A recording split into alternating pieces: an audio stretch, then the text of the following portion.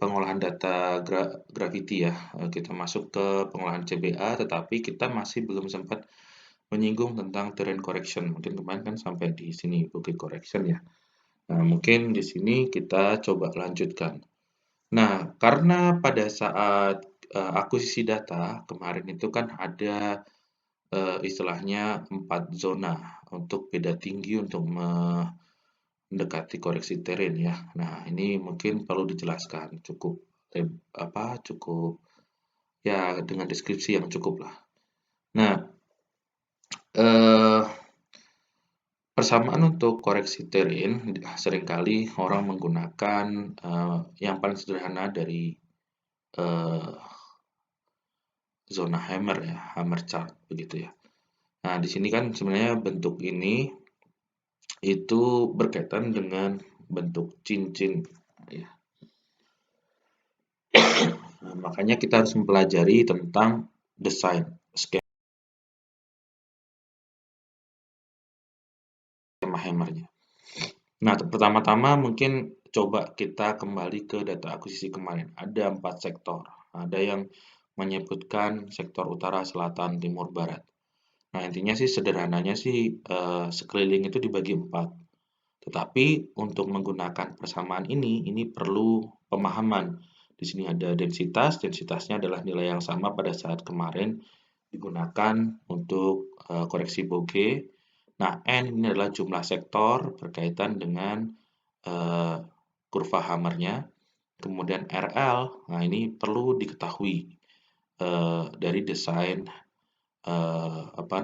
zona hammernya. RD adalah jari-jari lingkaran dalamnya kalau dari skema cincin. Nanti kita kembali ke bentuknya. Akan tunjukkan di skema hammernya.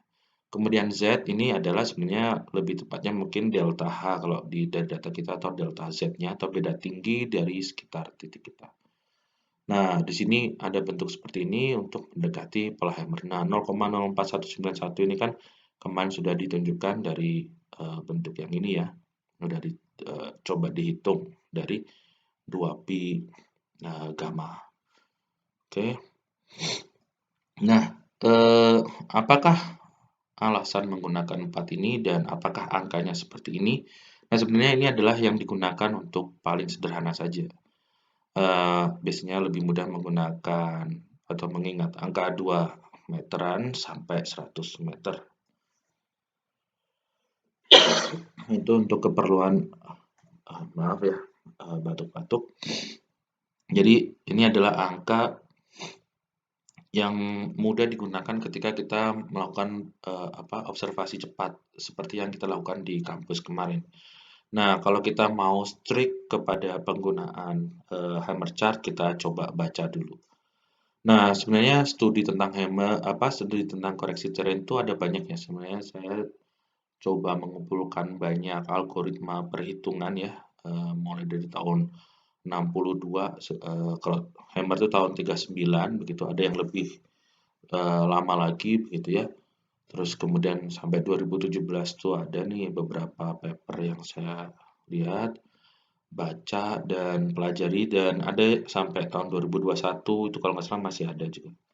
Nah, artinya kalau kita belajar koreksi terrain itu sebenarnya banyak literatur dan pendekatan dari desain untuk komputasinya itu ada cukup banyak.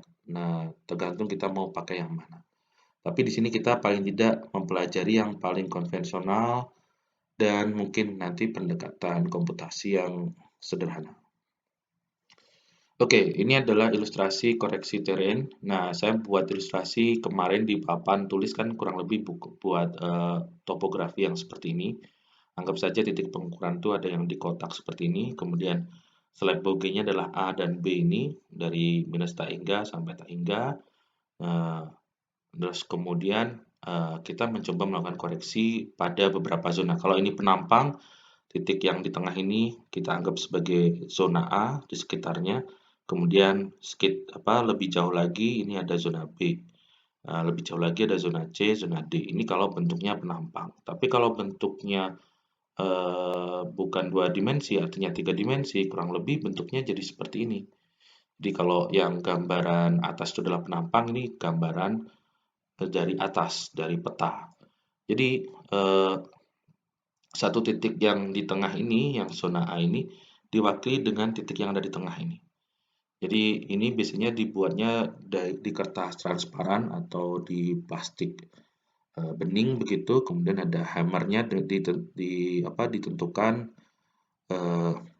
beberapa zona seperti ini. Nah, zona itu biasanya dibuat dengan skala peta yang ada di bawahnya, nanti akan di-overlay begitu ya. Nah, biasanya kalau dulu menggunakannya seperti ini. Nah, sebagai contoh, zona itu sebenarnya ada dari zona A sampai zona M.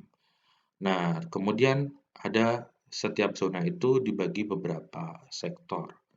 Nah, zona A itu kalau dari Hammer tuh dari publikasi atau penulis dari Amerika gitu ya. Jadi zona A itu ditentukan radiusnya dari titik 0 feet sampai 6,56 feet. Nah, itu satu sektor. Tetapi dianggap beda tingginya adalah 0. Atau dalam arti kalau kita mencoba mengukur di lapangan, kita mencoba mencari area yang relatif tidak berundulasi atau relatif beda tingginya 0. Jadi satu titik di tengah ini tergantung skalanya ya, itu nanti adalah 0 beda tingginya. Oke, mohon maaf. Nah, kemudian berarti yang zona ini dari radius dari radius 0 sampai 6,56. 6,56 itu sekitar 2 meter. Maka tadi biasanya kita gunakan paling mudah itu 2 meter. Nah, zona B itu adalah dari 6,56 feet ini sampai 54,6 feet. Nah, kurang lebih seperti itu. Nah, yang saya tulis di sini tuh baru yang radius dalam saja. Ini seterusnya ya, ini sampai 175 feet. Nah, kalau diperhatikan zona B itu berarti 2 sampai sekitar 16,6 atau 17 meter. Jadi sekitar 2 meter sampai 17 meter. Itu dibagi 4 sektor. Nah, sedangkan yang zona C itu dibagi 6 sektor. Seterusnya ya. Nah, kemudian 175 feet ini yang zona D ini sampai 588 feet. 558 feet. Nah, itu tinggal dikonversi ke meter. Silahkan ini seterusnya juga sampai M. Nah, setahu saya juga, seingat saya sampai zona M itu pada orde 20-an atau mendekati 21 km. Jadi cukup jauh radiusnya kalau kita ingin mengikuti formulasi zona Hammer. Jadi satu titik itu dikoreksi sampai zona A, B, C sampai M. Nah, perlu diperhatikan masing-masing zona itu ada beberapa sektor. Nah, sektor ini menentukan nilai N. N yang tadi di persamaan. Tadi kan ada N di sini ya. Tuh. Oke. Nah, ilustrasinya mungkin seperti ini. Jadi kalau zona A itu lingkaran kecil yang ini ya. Itu adalah zona A dari sisi peta, terus kemudian yang 2 sampai 50-an feet tadi atau sekitar 16,6 meter. Kemudian yang zona ini kan dibagi 4 sektor, kemudian yang zona C-nya dibagi 6 sektor ini dari sini dari 16 ke 53 meter. Oke, jadi kalau kita menghafalkan angka ini mungkin akan repot gitu ya. Makanya biasanya saya menggunakan yang paling mudah saja dari 2 sampai 100 meter. Biasanya menerangkannya untuk membantu perhitungan sederhana saja untuk praktikum. Nah, kalau mau detail itu tadi dibagi zona-zona seperti ini. Nah, penggunaannya bagaimana? Kalau chartnya ini sudah siap, chart yang lengkap ini sudah siap, itu akan di-overlay di atas peta topografi, sehingga nanti kita akan lihat zona kita berhimpitan dengan kontur topografi. Nah, dari situ ditentukan adalah beda tinggi rata-rata. Misalkan zona B ini ada B1, B2, B3, B4 karena ada 4 sektor. Nah, rata-rata di sektor B1 itu berapa begitu ya. B2 itu rata-ratanya berapa dari beda tinggi karena di titik tengah ini ada titik stasiunnya, sedangkan di zona ini ada beda tinggi. Dulu orang menggunakan pengamatan seperti yang kurang lebih kita lakukan pada saat di praktikum yang seperti ini. Nah, karena kalau kita perhatikan sangat sulit ditemukan skala pada jarak yang sangat kecil ini.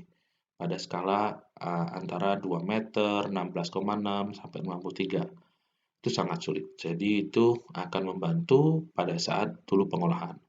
Dan kalau kenapa dipilihnya misalkan 100 meter, itu berarti kita sudah melakukan karakteristik koreksi untuk pembagian inner zone dan outer zone. Jadi kalau sampai zona C ini baru sekitar 50-an meter.